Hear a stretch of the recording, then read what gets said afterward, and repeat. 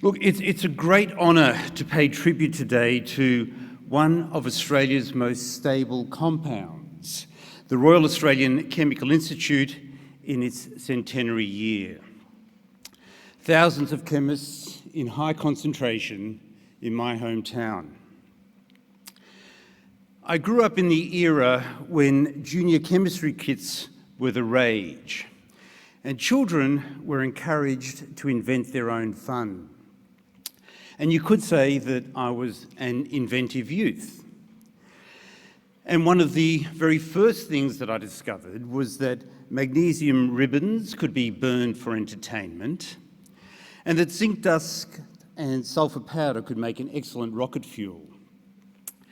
Even better, all of these wonderful chemicals and many more could be purchased by inventive youths like me over the counter. Nowadays, buying chemicals is apparently much harder than it used to be. At least you might reach that conclusion if you judged the number of products currently labelled chemical-free. It is a sad era for chemistry when you can buy chemical-free water in a chemical-free plastic bottle, to wash down your chemical-free pills from your chemical-free pharmacist. Now, fortunately for chemophobes, the very famous journal Nature, has published a comprehensive overview, and I kid you not, they published this recently, an overview of consumer products that are appropriately labelled chemical-free. And their list included, but was not limited to, lotions, herbal supplements, household cleaners, food items and beverages. So in the interests of public safety, let me read to you this comprehensive list. There you have it. It's a blank page. To be truly chemical-free, you would have to go back nearly 14 billion years to the Big Bang. And then you'd have to eliminate anything produced afterwards by any process, either naturally occurring or man-made. To be free of the science that enables us to understand and harness these processes, the science known as chemistry, you would have to go back at least as far as the 1600s. Last week I was in Italy and my wife and I had dinner with some friends who we met from California and their children. And one of those children, a professional television reporter, lamented that we live in a toxic world. The fact that regulations are tight and getting tighter was just not relevant to her. The fact that longevity and disability-free years of living are increasing by about 2 years every decade was not relevant. But otherwise, she was a well-informed and highly literate observer. She just doesn't like chemicals. But the rest of us, we can just imagine what would happen if we did take chemistry away. And in honour of this centenary event, let's limit ourselves to the achievements of the last 100 years. Let's imagine Australia if we took away everything that chemists have created using chemicals in that time. So, friends, chemists and countrymen, it's a nightmare. The Sydney Harbour Bridge would rust. Vegemite would never have been invented. Our brilliant plastic banknotes would be paper. There would be no Aerogard, no Speedos, no wine in casks, no white tiles on the Opera House, and no zinc cream on Shane Warne's nose. And even if you could accept the loss of all these things, as well as farms that were less productive, fuels that were far less efficient, foods that were far less nutritious, and pharmacies without most of their stock. Even if you could accept all of that, friends, the worst news for me personally is that we would have to do without the chemists in the Haig's chocolate factory in South Australia who invented the delicious Haig's chocolate frog. It's hard to go on. The lesson here is very simple. Chemistry is vital to our prosperity, and our chemists should be dear to our hearts. And anti-chemistry, it's not just un-Australian. Without chemistry, there's no hope for the world. And no one understood this better than the chemist and Nobel laureate Richard Smalley. Richard Smalley was a pioneer of nanotechnology, most famous for the discovery of the buckyball. Smalley by name and nanoscopic by choice. And yet this man, who probably dreamed in the nanoscale, had a vision almost unfathomably large. He looked at a world of exploding population and finite resources and saw it straining to cope. Then he projected out the trends to 2050 and saw how the problems would scale. And he distilled it all into a list of 10. 10 words and 10 challenges for a world approaching 10 billion people. Energy was number 1. Water was number 2. Food was number 3. All 10 were massive imperatives, demanding not just an upgrade of our existing practices, but a total reimagining of industries. Number 1, energy, is the textbook example. And it is the example that I know best. Many of you here in the audience today will remember that the lights went out in South Australia last year. And in the days that followed, I was commissioned by the Commonwealth and state governments to prepare a blueprint for the future of the national electricity market. And I spent the next 8 months travelling the country, talking to the leading players, meeting experts in Europe and the United States, and bunkering down with modellers back home. So you can believe me when I confirm that the global reimagining of energy is well underway, from fossil fuels to renewable sources, from a handful of central generators to millions of solar rooftops, from electricity used fresh to electricity we generate and store. You can also believe me when I say that responding to that change is difficult. The challenge is not just to rise to consumer demands, nor is it simply to meet our global climate commitments. It is to do so as reliably and affordably as possible. It's the classic trilemma: reliable, affordable, sustainable. Crack that problem, and then you can move to number 2 on Richard Smalley's list: water. A trilemma of its own. And then there are only 8 more to go. So Richard Smalley would run through this list, sometimes for members of Congress, sometimes for public events. He would paint a picture of catastrophe ahead in the absence of fundamental change. And then he would look into the crowd and pause. "What are we waiting for?" he'd say. "Be a scientist, save the world." And what he meant was simple. Only with science can we truly shift the parameters so that competing interests can become complementary goals. As I frequently tell engineering students, their job is to provide solutions, not just products. Solutions that benefit multiple masters. And that is the very essence of the field of green chemistry. And let me pull out a couple of examples. The first, you might have encountered it on your flight over. In order to protect aircraft from the environment, manufacturers apply a top coat of paint, which must be regularly reapplied. And this previously involved sanding down the entire plane to ensure good adhesion. That takes time, it can damage the plane, and it contributes to particulate pollution.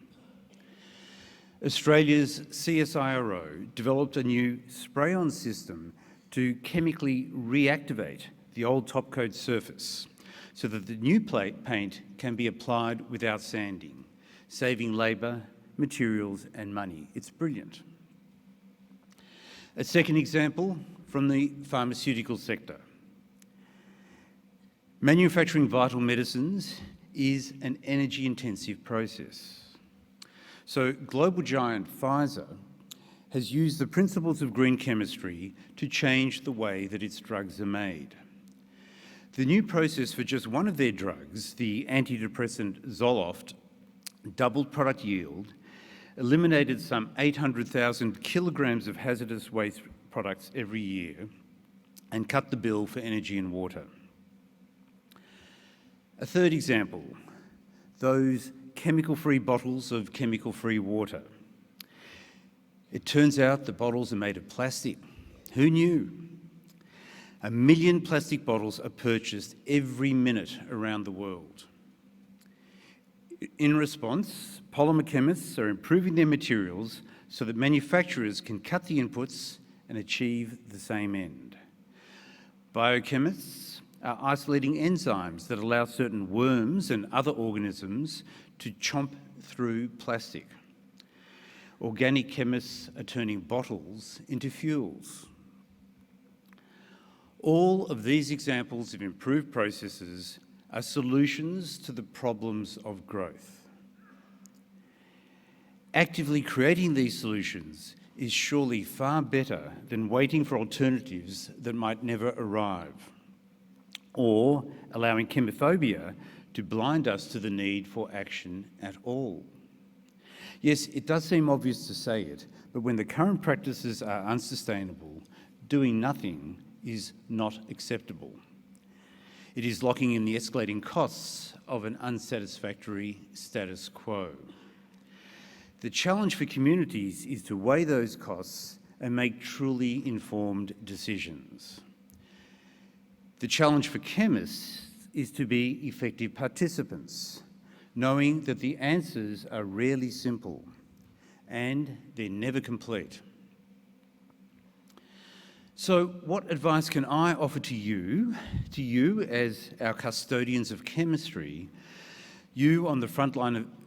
what advice can I offer to you on the front line of chemophobia in 2017? The first point I would make is that chemistry contains a great deal of transferable wisdom. Richard Smalley is a case in point. Or we could take a leaf from the principles of green chemistry.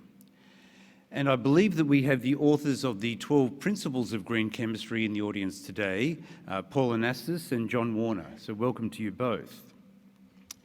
And Principle 1, it is better to prevent waste than to treat or clean up waste after it is formed.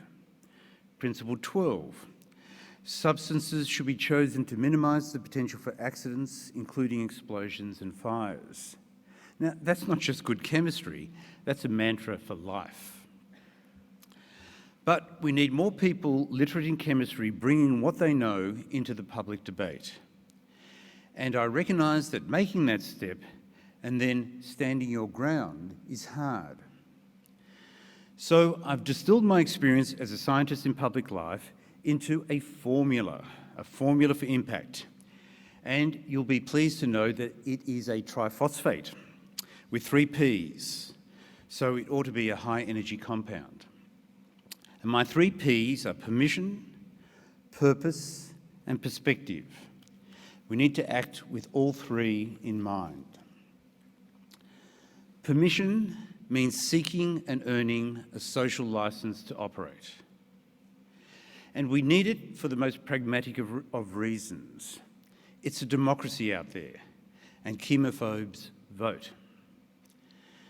Pragmatism aside, we have a choice. We can settle for regulations as a pointless encumbrance, or we can embrace them as a powerful tool. Effective regulations give us the opportunity to reflect critically on what we do and consult with the people affected by our products and our actions. They make our day-to-day practices more efficient by establishing the shared expectations. And for those who play by the rules, effective regulations provide a competitive edge, a stable policy environment for investors, and a quality reputation for Australian products. In all these ways, regulations can assist us to live up to the promise of green chemistry. So I say that effective regulations ought to be our best friend. How do we make the case for effective regulation as opposed to less regulation or a blanket ban? And that brings me to the second P, purpose. Purpose means seeing beyond a product or process to its applications.